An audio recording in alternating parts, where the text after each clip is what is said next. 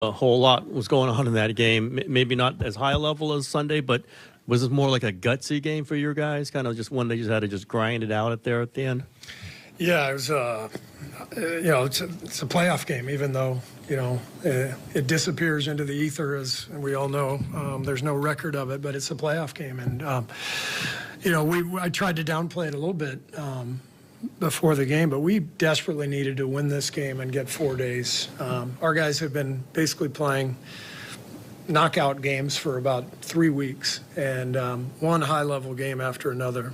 And so to get this one took 83 games, but we're right where we want to be, which is back in the playoffs, and we've got a chance. But maybe most importantly, we get the time to rest and prepare, because these guys need that desperately right now. Were you surprised how much they were kind of sagging off Jimmy?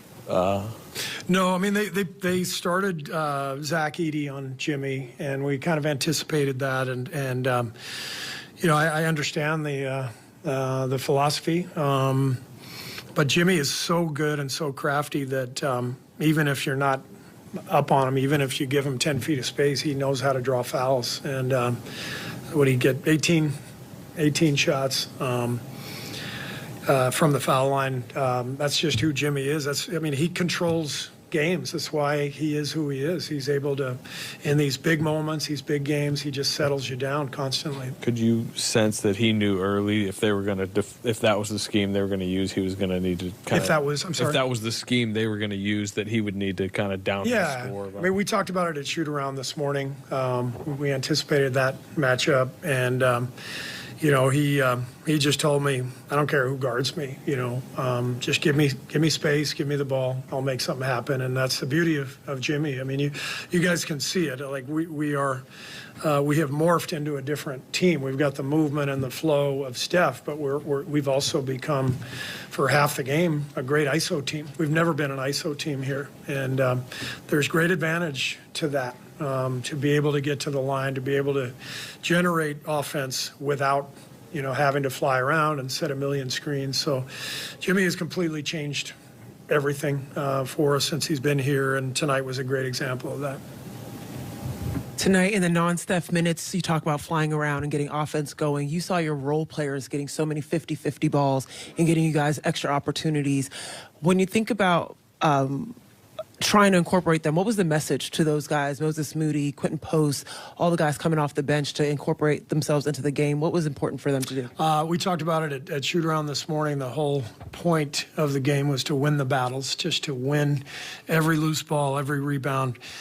This is a big, strong team, great rebounding team, and you saw it happened a few times because they got 16 offensive boards. Edey had 7 himself. When they get an offensive board and they're kicking it out to Jaren Jackson or Desmond Bane, I mean, it's a wide open 3. And so the focus was really on, scrapping and getting to every loose ball. I thought the guys really fought hard. Guy only played, 6 minutes, but, 3 rebounds. He was flying around out there. Every possession matters, and I thought our guys played that way.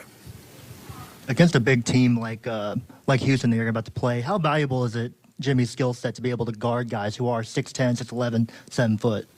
Yeah, I mean, he's the ultimate two-way player. He's just, so physically strong and laterally quick, and he anticipates things, he reads things. So Jimmy's a great defensive player.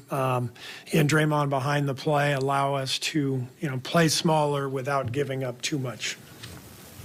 Free throws as they go 28 of 34. They outlast the Grizzlies 121-116 to win their first play-in game in franchise history. Now 1-3, and they'll take on the Rockets on Sunday for game number 1, with coverage beginning right here in NBC Sports Bay Area at 5:30 p.m. a 6:30 p.m. tip. And there was a lot of conversation about the bench. The bench didn't show up against the Clippers as Steve Kerr went to a shortened rotation to 16 points off the bench on Sunday. But tonight they outscored the Grizzlies 30-23. We know the Grizzlies has a good bench.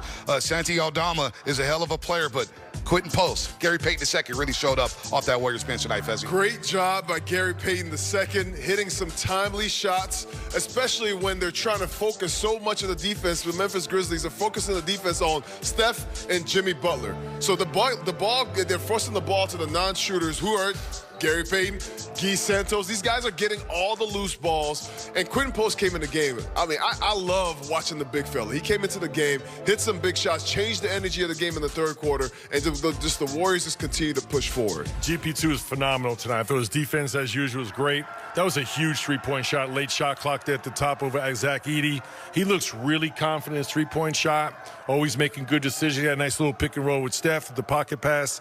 And then QP was big time in the first half. He had those 3 threes, and nice finish in the paint. Yep. So GP2, QP did the heavy lifting off the bench. 6 3-point attempts for Gary Payton II, knowing that he's going to have those shots available for him moving forward here. All right, he's standing by with Kerr. Well, Gary, you know the history. Before tonight, 0-3 in these play-in games. How good does it feel to get that demon off your back? No, it was good. We gave Steve the game ball.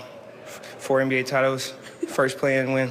You know, about time. Is that the first time Steve's gotten the game ball? Yeah. Well, no, I think he got it when he broke the winning record. So, you know, but play-in ball, you know. Yeah. Congrats. There you go. All right, tell me a little bit about the defense tonight, forcing them into 20 turnovers and keeping Ja quiet by his standards. Yeah, he's just applying pressure, you know, making it hard for him, you know, taking away his normal reads that he likes to do and making him, you know, play in the paint and make tough shots, so we can do that over and over again. You know, we knew those twos couldn't beat us. What have you discovered about Jimmy Butler in those playoff-type moments? Yeah, it's playoff Jimmy now, okay? Playoff Jimmy buckets, however you want to do it. He's everywhere. He's leading. He's being vocal, and he's yelling, screaming, and getting buckets. So that's what, you know, that's what we wanted, and that's what he was here. And finally, what did you think about Steph with the 2 big threes at the end of the game, but making his free throws in this game too? Oh yeah, Wardell does Wardell things, you know. Once it comes down the hard ones, okay, but the free throws, like, all right, let's put them to rest. What are you thinking about facing the Rockets? Let's go down to Houston and you know, enjoy the weather and enjoy these games. Thank you very much. A little underdressed. All right, thanks, KV. Nah, you're not underdressed with your Ryan Coogler, the great director, Creed, Fruitvale, and now Cinders premiering Friday. I cannot wait to see this with Michael B. Jordan. We finally got you at the Gatehouse. We asked you a couple years ago. You were like, I'm not doing any television. Then I look back over the last couple of weeks. You're on Sports Center. You're breaking down films, how you're shooting films, man. We finally got you, Ryan. We got you. I'm happy to be here, bro, especially after a game like we just seen tonight. I don't know what's going on with the last few calls, though. But I'm honored to be here, man. Honored to spread the word about our film centers. Like you said, it's out, you know, this Friday, the 18th. Hopefully folks in the Bay Area get out and go see it. Go to the Metreon in San Francisco. Go see it in IMAX if you can. You know, it'll mean the world if y'all show up for us on this one. We poured our heart and soul into it. And a lot of Bay Area folks was involved. My wife, Zenzi, born and raised in Oakland, was my lead producer on it. Our cinematographer, Artem Arkapaus from Danville. You know, we had the Bay all over it, man. So a lot of Warriors fans on that set in New Orleans representing. So hopefully folks can come show up. Oh, Bay Area's very own, okay? So you've had some incredible successes so far. You got, you know, Black Panther, you got Fruitvale Station. You know, what is it about Sinners? Tell us a little bit about the movie so far. Yeah, man, I mean, it's about my family, bro. I had an uncle named Uncle James Edmondson, who was born and raised in Mississippi and then fled to Oakland in his 20s. Married my grandmother's little sister. And I would spend time with him in Oakland and in Richmond listening to old blues records. He passed away while we were finishing up Creed in 2015, about 10 years ago. But after he died, I would listen to blues records just to kind of remind myself of him. And I fell in love with the music. You know, and the film is a story about that. But we threw some vampires in there just for a little bit of spice. First of all, my pleasure to see you again. Oh, man. All respect and admiration. Congratulations on all your success. But I know you're a past football player. Talk about the work and dedication from being an athlete to working on the films. What's the crossover there? I mean, I learned my work ethic on the football field. I learned how to lead a team. You know, I was a team captain pretty much everywhere I went. So being a second coach on the field and being able to communicate with folks who speak different languages, you know what I mean? Some folks want to be communicated in a more forceful way, some folks in a more loving way. And I took all of that with me to the industry. I'm sure you guys know a little bit about that. Having a chance to watch y'all every night when I watch a Warriors game, how you guys can riff off each other, you know, call audibles and be quick. You learn all of that stuff on the court, on the football field, and it really translates when you go into the media business. So what about this team right here, what you saw tonight? I know the whistles got a little crazy, as always, but watching Steph Curry. Man, I love this team, man. I love the tenacity, man. You know, the perseverance. All those guys are banged up. You know, all those guys are getting wise beyond their years. You know, but to see them commit and to see us have a half-court offense with Jimmy Butler, you know what I mean, getting to that free throw line. Playing inside out, playing inside out. We got a different mentality. And seeing Moses hustle like that, you know, GP2 getting out there and stopping folks, man. I mean, I just loved it, man. Quentin Post coming in and contributing, I loved it, man. I loved everything about it. I think we'll be in good shape against Houston. Okay, so you're from the Bay. So Yes, you've sir. seen this team through your whole upbringing. Tell me some of your favorite memories being a Warriors fan. Man, I'll never forget watching Run TMC, bro. I'll never forget you. I got Run TM socks. Run TMC socks. Really? My lucky socks. Yeah, man. And you got your own socks. You know, they got Mitch and Tim on one sock.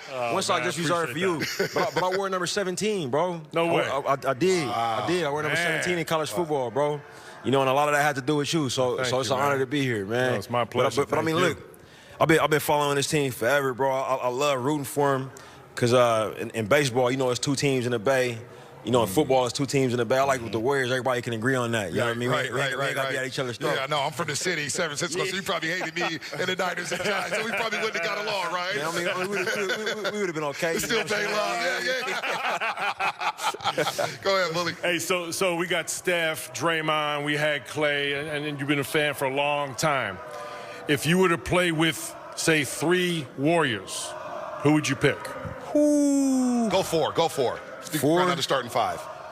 You plus 4. I'm gonna take the big 3 that we got now, and I'm gonna take you. Okay.